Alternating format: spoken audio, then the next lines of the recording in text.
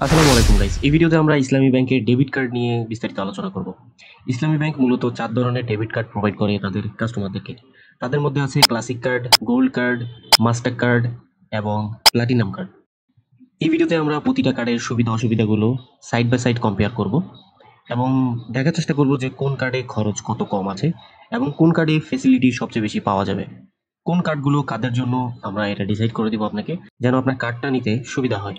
এমন যেন না হয় একটু ভালো ফেসিলিটির জন্য আপনি কার্ডটা নিলেন, পরে দেখা যাচ্ছে কি প্রতি বছর অতিরিক্ত কিছু টাকা ফি দিতে হবে আপনাকে, যেটা আপনার তেমন কোনো প্রয়োজন নাই, অথবা বছরে দুই একবার ইউজ করেন অথবা করেনই না। তো আসেন এবার আমরা কম্পেয়ার করি। ইসলামী ব্যাংক মূলত 4 ধরনের কার্ড প্রোভাইড করে, কিন্তু ওদের ওয়েবসাইটে 3 ধরনের কার্ডের কথা মেনশন করা আছে। একটা হচ্ছে ক্লাসিক কার্ড, গোল্ড কার্ড এবং প্লাটিনাম কার্ড। আরেকটা কার্ড আছে যেটা মাস্টার কার্ড। এই কার্ডের কথা ওদের ওয়েবসাইটে কিন্তু কোথাও লেখা নেই। আমি ওদের কাস্টমার প্রতিনিধির সাথে কথা বলে দেখলাম, যা বুঝলাম যে ওদের ওয়েবসাইট অনেকদিন ধরে আপডেট করা হয়নি। এর সাথে সাথে অনেকগুলো ইনফরমেশন আছে, যে ইনফরমেশনগুলো ওদের ওয়েবসাইটে আপডেট করা হয়নি। সো সেটা আমরা বিস্তারিত ভিডিওতে আলোচনা করব। আমি ভিডিও ডিসক্রিপশনে এই ওয়েবসাইটের লিঙ্ক দিয়ে দেবো, আপনি সেখান থেকে গিয়ে সরাসরি এই ইনফরমেশনগুলো দেখতে পারবেন। তো আমার সামনে 3টা কার্ড আছে। একটা হচ্ছে ক্লাসিক কার্ড, একটা হচ্ছে গোল্ড, আর একটা হচ্ছে প্লাটিনাম।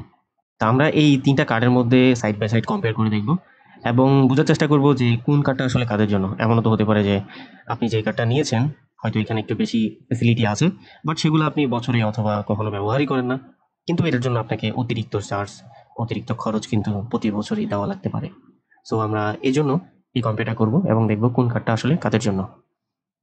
সো প্রথম যে কার্ডটা আছে সেটা হচ্ছে গিয়ে ক্লাসিক কার্ড। এই ক্লাসিক কার্ডে আপনার ডেইলি এটিএম লিমিট হচ্ছে গিয়ে 50,000 টাকা। তার মানে প্রতিদিন এটিএম বুথ থেকে আপনি 50,000 টাকা তুলতে পারবেন। সেটা যদি গোল্ড কার্ড হয় সেক্ষেত্রে 1,00,000 টাকা, এবং সেটা যদি প্লাটিনাম কার্ড হয় সেক্ষেত্রে আপনি 2,00,000 টাকা। আরেকটা কথা বলে নিই, আপনার কাছে যদি মাস্টার কার্ড থাকে, ওদের আরেকটা কার্ড আছে সেটা হচ্ছে মাস্টার কার্ড। এই মাস্টার কার্ডের কনফিগারেশনটা আপনার গোল্ড কার্ডের সাথে একই রকম মিলে। ঠিক আছে, তো আপনি যদি আপনার কাছে মাস্টার কার্ড নিতে চান আপনি, তাহলে আপনি গোল্ড কার্ডের সাথে সেটাকে কম্পেয়ার করতে পারেন, আই মিন ম্যাচ করতে পারেন। সেকেন্ডে হচ্ছে যে কি পার ট্রানজ্যাকশন ক্যাশ উইথড্র।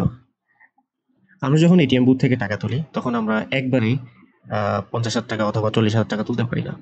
আমাদেরকে ভেঙে ভেঙে টাকাটা তুলতে হয়। ধরেন আপনি 40,000 টাকা তুলবেন, এক্ষেত্রে আপনাকে 20,000 টাকা প্রথমে তুলতে হবে, তারপর 20,000 টাকা আবার তুলতে হবে, টোটাল 40,000 টাকা। আপনি একবারে 40,000 টাকা তুলতে পারবেন না। এটা সবগুলো কার্ডের জন্যই প্রযোজ্য, স্পেসিফিকলি ক্লাসিক কার্ড অথবা গোল্ড কার্ডের জন্য না, সবগুলো কার্ডই এই নিয়মেই চলবে। 3 নম্বর হচ্ছে পিওএস ট্রানজ্যাকশন লিমিট। আপনি যখন কোনো সুপার শপে যাবেন, কোনো শপিং মলে যাবেন, তখন সেই পিওএস মেশিনের মাধ্যমে, সেই পাঞ্চ মেশিনের মাধ্যমে আপনি সর্বোচ্চ 1,00,000 টাকা পর্যন্ত ক্লাসিক কার্ডে ট্রান্সফার করতে পারবেন। গোল্ড কার্ডে আপনি 2,00,000 টাকা, আর প্লাটিনাম কার্ডে আপনি 3,00,000 টাকা পর্যন্ত ট্রান্সফার করতে পারবেন। আর মাস্টার কার্ড হলেও 2,00,000 টাকার মতো আপনি সেই দোকানদারকে, সেই শপকে আপনি ট্রান্সফার করতে পারবেন। 4 নাম্বার হচ্ছে ব্রাঞ্চ পজ মেশিন। প্রত্যেকটা ব্রাঞ্চে একটা পিওএস মেশিন থাকে। এই মেশিনের মাধ্যমে আপনি ক্লাসিকে আপনি 3,00,000 টাকা তুলতে পারবেন। গোল্ডে ওরা কোনো কিছু মেনশন করে নাই, আর প্ল্যাটিনামে আপনি 5,00,000 টাকা তুলতে পারবেন। কিন্তু মজার ব্যাপার হলো, আমি যখন ওদের কাস্টমার কেয়ারে কথা বলি, ওরা বলছে আপনারা প্রত্যেকটা কার্ডেই আপনি 5,00,000 টাকা তুলতে পারবেন।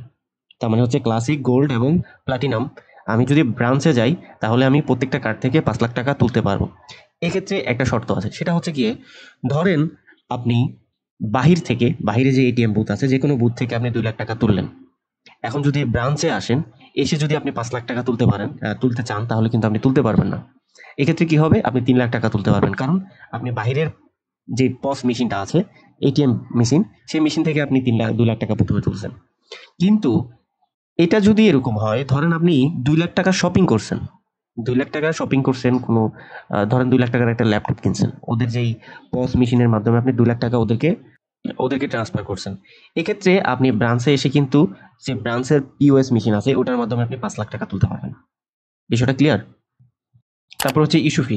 আপনি যখন কার্ড ইস্যু করবেন, ওদের কাছে কার্ডের জন্য অর্ডার করবেন, তখন সেটা যদি ক্লাসিক কার্ড হয় সেটা ফ্রিতে দিবে তারা, গোল্ড কার্ডও ফ্রিতে দিবে। শুধুমাত্র প্ল্যাটিনাম কার্ড যেটা, সেটার জন্য আপনাকে 500 টাকা ইস্যু ফি দিতে হবে।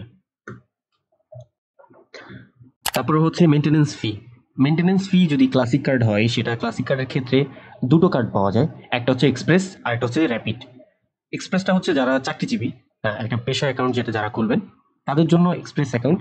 আর সেটার জন্য আপনাকে ইয়ারলি 400 টাকা দিতে হবে, প্লাস ব্যাড 15% আপনাকে ব্যাড দিতে হবে। আর সে যদি স্টুডেন্ট হয়, স্টুডেন্ট অ্যাকাউন্ট হয়, সেক্ষেত্রে টোটালি ফ্রি, কোনো ব্যাড লাগবে না এবং কোনো ফিও লাগবে না। আর সেটা যদি গোল্ড কার্ড হয়, তাহলে হাফ ইয়ারে দিতে হবে 300 টাকা, ফুল ইয়ার দিতে হবে 600 টাকা প্লাস 15% ব্যাট দিতে হবে। সেটা যদি প্ল্যাটিনাম কার্ড হয় সেক্ষেত্রে 400 টাকা এবং ফুল ইয়ার 800 টাকা, এবং সেক্ষেত্রে আপনাকে 15% ব্যাট দিতে হবে। তার মানে প্ল্যাটিনাম কার্ডের ক্ষেত্রে আপনাকে 920 টাকা দিতে হবে ইয়ারলি ফি, গোল্ড কার্ডের ক্ষেত্রে দিতে হবে 690 টাকা, আর ক্লাসিক কার্ডের ক্ষেত্রে দিতে হবে 460 টাকা। এই কারণে যদি প্রয়োজন না হয় আপনি প্ল্যাটিনাম কার্ডটা নেওয়ার দরকার নেই। প্ল্যাটিনাম কার্ডটা বিশেষ করে যারা অনেক বেশি ট্রানজ্যাকশন করে, প্রতিদিন অনেক টাকা তোলে, অনেক টাকা লেনদেন করে, তাদের জন্য প্ল্যাটিনাম কার্ডটা। আর না হলে আপনি গোল্ড কার্ডটা নিতে পারেন। এটা আপনি ডুয়েল কারেন্সিও করতে পারবেন। আর একটা কথা, আপনার ক্লাসিক কার্ড ছাড়া বাকি যে কার্ডগুলো আছে সবগুলো কিন্তু ডুয়েল কারেন্সি কার্ড। তবে ডুয়েল কারেন্সিটা অ্যাক্টিভ করতে হবে।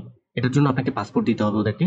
পাসপোর্ট দিলে ওরা ওই যে ডলার ইনভেস্ট করবে, তারপরে আপনার ডুয়েল কারেন্সিটা অ্যাক্টিভ হবে। আদারওয়াইজ এটা জাস্ট সাধারণ মাস্টার কার্ড হিসাবে চলবে, যার মধ্যে আপনি দেশের ভিতরে যতগুলো ওয়েবসাইট আছে বা ই কমার্স সাইট আছে, আই মিন সুপার শপ বা এই সমস্ত জায়গায় ট্রানজাকশন করতে পারবেন, কিন্তু ইন্টারন্যাশনাল পেমেন্টগুলো করতে পারবেন না।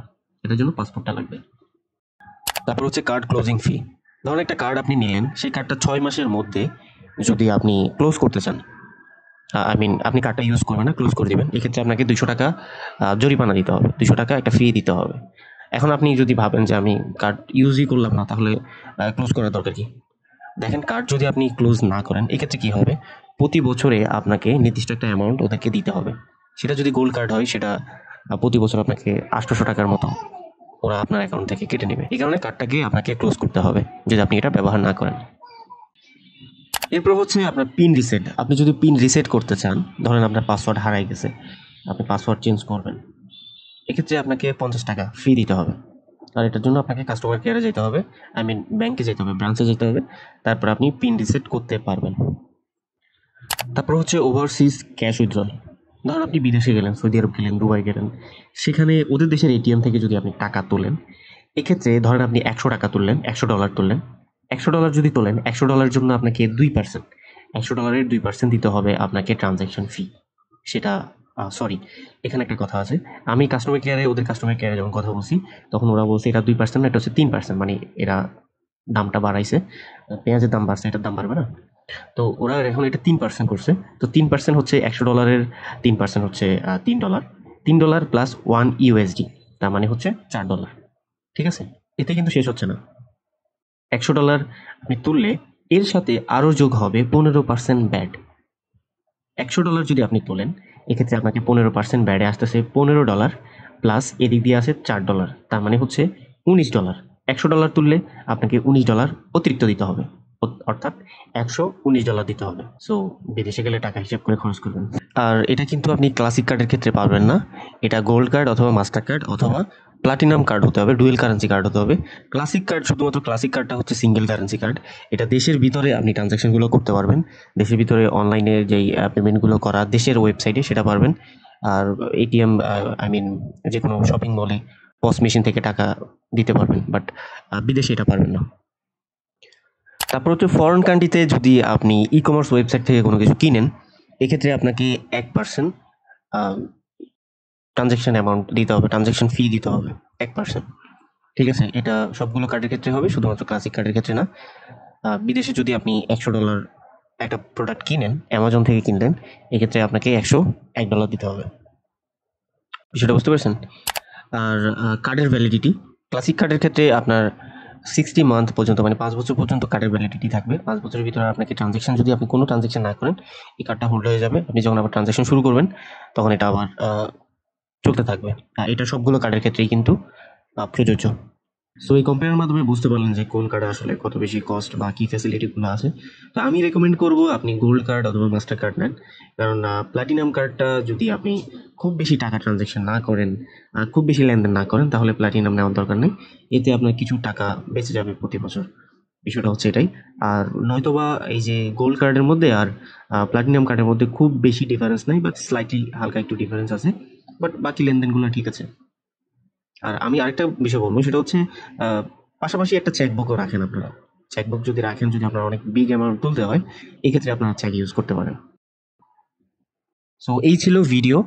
এখানে অনেকগুলো বিষয় কিন্তু আপনি ওয়েবসাইট থেকে জানতে পারবেন, তবে ওয়েবসাইটে গেলে কিন্তু সঠিক ইনফরমেশনগুলো পাবেন না, কারণ ওরা অনেক ওল্ড ফ্যাশন মানুষ, ওনারা কোনো কিছু আপডেট করে না ওয়েবসাইটে, ফোন দিয়ে কোথায় কোথায় আপনার থেকে জিজ্ঞেস করে নিতে হবে। তো কোনো কিছু যদি মিসিং থাকে তাহলে কমেন্টে জানাবেন, এতে বাকিরাও জানতে পারবে। সো ধন্যবাদ ভিডিও দেখার জন্য।